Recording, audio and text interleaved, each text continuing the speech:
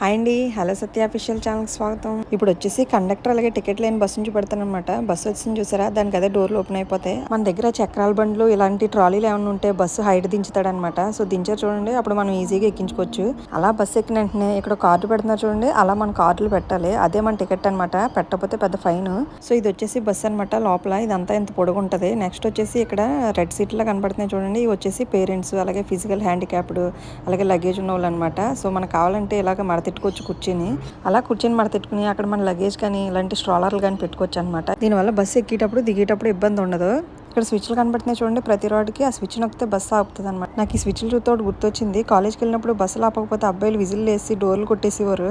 అప్పుడు కానీ driver bus ఆపేవాడు కాదనమాట. ఎంతమంది గుర్తుంది ఈ విషయం. అలా కాకుండా మనం ఇక్కడ స్విచ్ నొక్కితే సరిపోద్ది అనమాట. బస్సులు ఎక్కినప్పుడు దిగినప్పుడు కూడా తప్పకుండా ఇలా కార్డ్ ట్యాప్ చేయాలి, లేదంటే పెద్ద ఫైన్ పడుతుంది. ఈ వీడియో చాలా భయపడితే తీసాను, అందరూ చూస్తున్నా సరే. ప్లీజ్ మీకు నచ్చితే తప్పకుండా సబ్స్క్రైబ్ చేయండి, అలాగే లైక్ చేయడం మర్చిపోకండి.